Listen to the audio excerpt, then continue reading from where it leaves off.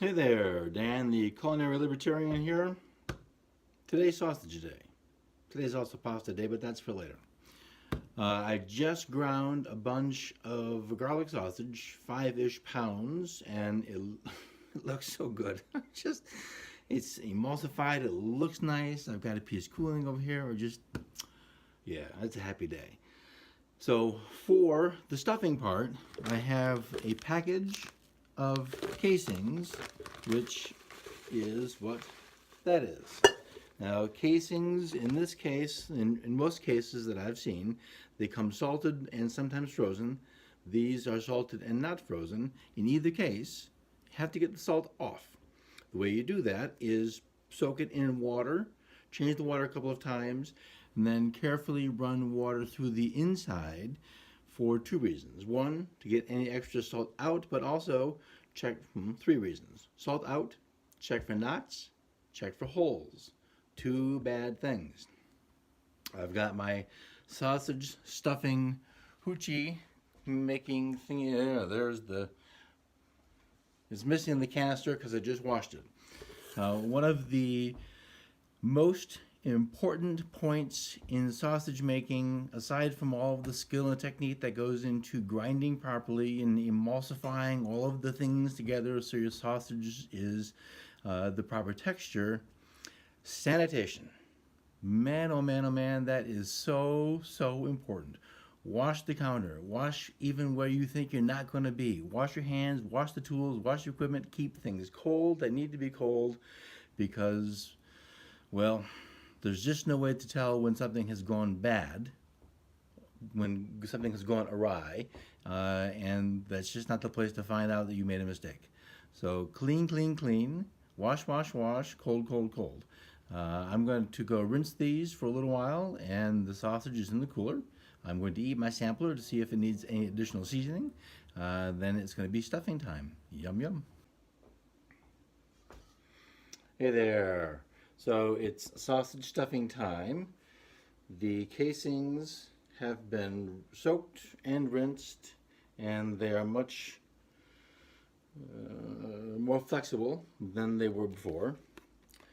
Getting the casing on the sausage stuffing tube can be a bit of a trick. It's just hard. So we're going to do this. So these casings, I was expecting a good many feet out of each casing, and I didn't get that. I was a little disappointed, but so it goes. They've been rinsed. I ran water through the inside to do the things I wanted to do, as well as make sure that it isn't tangled or stuck or some other problem. And they can be a challenge just to find. There we go. So then it's just sometimes you need to wet the tube. It can be a bit of a pill. So I'm going to go ahead and feed a few of these on, and then when I get ready to go, we'll come back. The sausage meat is in here, and this thing is all set to go. It's got a crank device that pushes this plunger down, which pushes the meat through here, and that's what's going to stuff our sausage. The KitchenAid people have the same kind of a thing that goes onto their grinder that feeds the sausage into the casings. A sausage stuffer like this one holds 5 pounds of meat.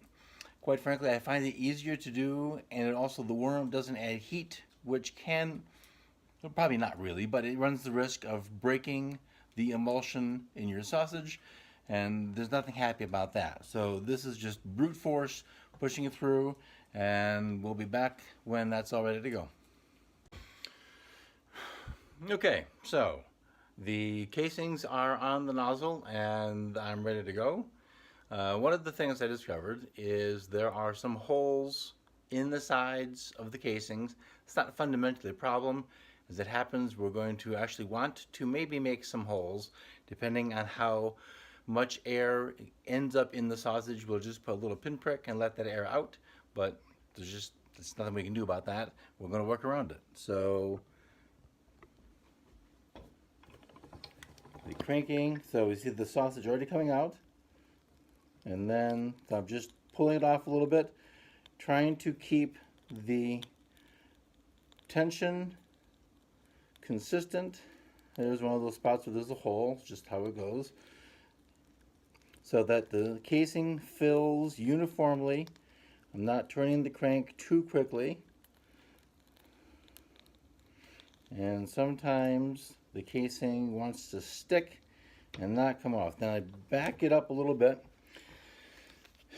So that's one of the problems with a casing that's too short, is you end up with a short sausage. So what you do, that's why I have a whole bunch on here.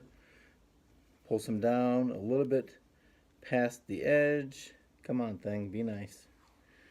Okay, and then continue the process. And I got a little bit of a hole right there, so I'm going to go right past that.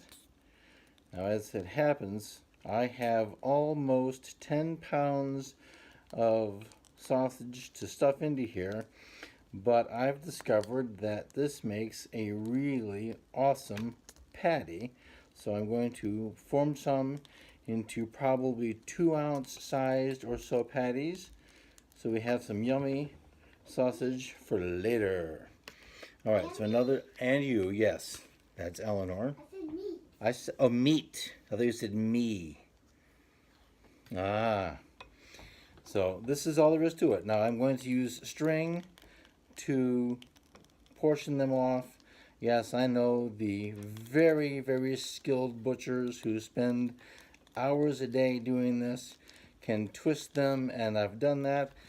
But I find it takes an extra set of hands with skill, and I'm running a little bit lean on that today. So I'm going to do, come on, be nice, there we go. Whee! Yeah, well, so it goes. Anyway, so I'm going to be stuffing, and that's all there is to that. One of my suggestions would be for grilling these is to give them a quick blanch, just to help seal the meat, and also helps prevent the casing from cracking and the sausage busting open. If you give the meat, give the sausage a fighting chance, give it a chance to firm up, let the cooking process do its job on the protein, coagulate the protein, and it does a nice little job on the casing. When it goes on the grill, if you've oiled your grill well and a little bit of oil on the sausage, then it probably won't stick, but at least it won't burst open, and that's a mess that nobody wants to have. So that's sausage stuffing. Manja. Hey there, one little trick. Sausage stuffing machines have a hole in this plate on this side, and it's right, hang on, come on thing, turn around. It's right there. It's got that little nut in it, and the reason that is there is kind of like an inverted threaded nail. So underneath there is something that's going to hold this in place. It's all easy and well and fine to get out when your hands aren't full of slippery sausage meat. When your hands are full of slippery sausage meat, it's really challenging to grab that little thing. So here is my little hack. Use a magnet. Pulls it right up, and then comes right out. That's all.